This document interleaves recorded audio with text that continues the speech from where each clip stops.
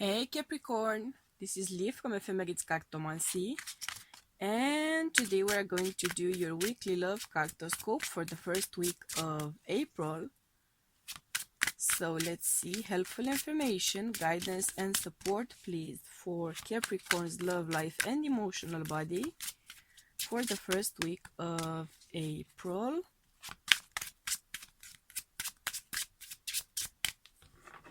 Okay. Je m'en fous.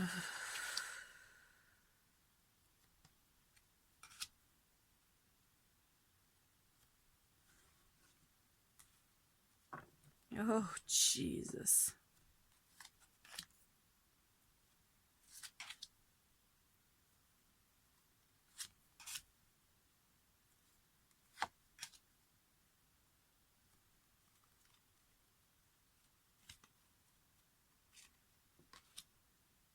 Okay. So I'm hearing a song.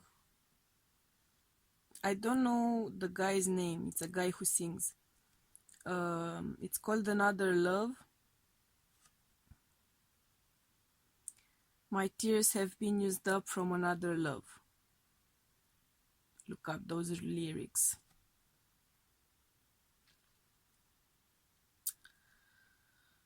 Ay, ay, ay. Okay, Capricorn. So, as you can guess from my subtle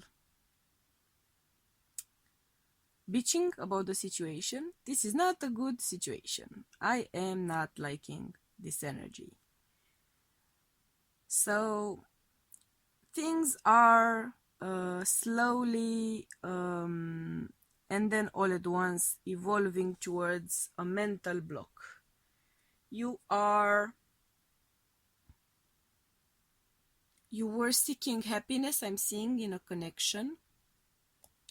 You were really hoping for that happiness in that connection. But it's not working out. It's not working out. I'm getting chills. Yeah. It is not going to be working out. See the chills? The goosebumps? Yeah. It is not going to work out. You're getting some sort of inkling about it as well. This person is actually, I feel, going to break your heart. You've been hurt before. You've been defensive. You are defensive. I think you're defensive because you feel that there's something going on. Something going on. Whether it is or it isn't, I cannot tell you right now, but you feel like there is something going on. And that makes you feel hesitant. That makes you be defensive, sort of reluctant to actually commit, to actually involve yourself emotionally. Emotionally speaking, you are still suffering from a prior loss, from a previous breakup, a previous failed relationship. You are striving for mental clarity. You are trying to be as careful and as lucid and as rational as possible about this connection. But the thing is that if you keep your mind 100% lucid, 100% rational about a connection, there's never going to be any love there, right? Because if you actually see someone super clearly and rationally and logically, and you dissect them like in a biopsy or like in an autopsy, as the case may be, you dissect them and you analyze them through that cold filter of rationality. I don't think that there will ever be any rational reason to love someone. Love is not about rationality. In fact, I would argue love is the absolute lack of rationality for at least one moment. And that moment is when it's born, when it bursts into life. You cannot be rational and in love at the first burst there at the same time. It's just, I just don't see it happening, okay? I know, Cappy, you are a pragmatic soul. You try to be always looking out for number one, which is you. I know. You are always trying to have clarity over things and see them for what they are and have a real feel of the situation. I know, I get it. But unless you are willing to risk your heart for that 1 second, enough to go with the flow, I'm not sure if you could ever have that potential of love with someone. I'm not sure. And you're thinking about marriage, you're thinking about having a family, you're thinking about your future. Do you really want a loveless future? Do you really want a loveless marriage? Do you really want a loveless family? I mean, it could work. Why not? You can never know. These things are very hard to predict, lifelong particularly, but it seems to me like you are looking for happiness in all the wrong ways. It's not about the places. It's not that you are looking for love in all the wrong places. It's that you're looking for love in all the wrong ways. You are not actually willing to sacrifice your heart here. You're not willing to put your heart on the line. You're not willing to take that emotional chance.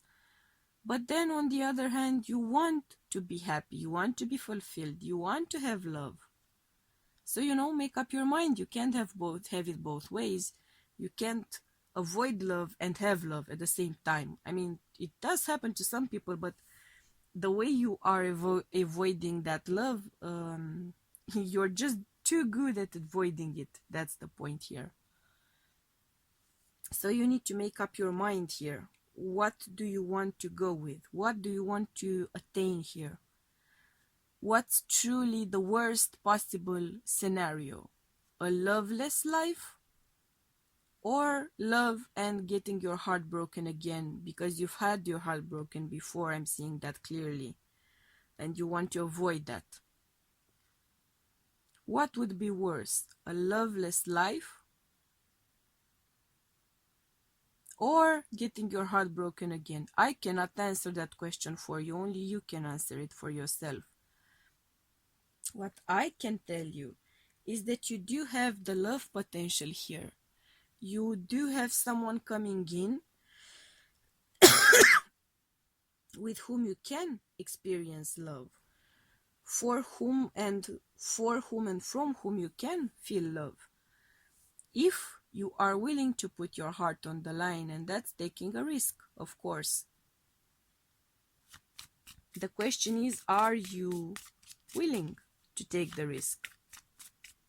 And do you think you can live with not taking that risk and just not having love anymore? I don't think you can. Let me just be honest. We are not made to live loveless lives. We are not built that way. That's my theory. We are built to love. That's the blessing and the curse we have to live with. We are built to love. See? Ay, ay, ay. Cappy. You might receive news soon about someone else getting married. Or you might actually get married yourself. You might decide to propose. Or you will be going to a wedding, or it could be an engagement party. I'm shuffling cards if you hear the sound. You might be going to an engagement party, and meeting someone with whom you have that potential, or you might actually be going to a wedding sometimes soonish, but not super soon, like July, possibly July. Yeah, so sometime in summer I'm seeing that potential for you. So you have some time to make up your mind here, if you are or are not willing to open up to love. You don't need to rush about the decision. You have some time. Sorry. Let's get some clarifiers here for my cappies.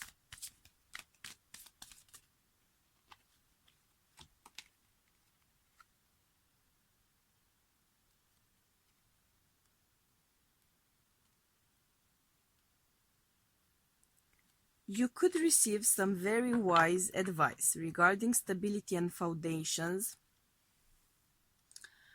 from a family member, an elder family member. It could be a mother or a father figure, but it's more likely a grandfather or grandmother figure for you, or someone who has that kind of an energy for you. Someone who's gone through things in life, someone who has a lot of life experience.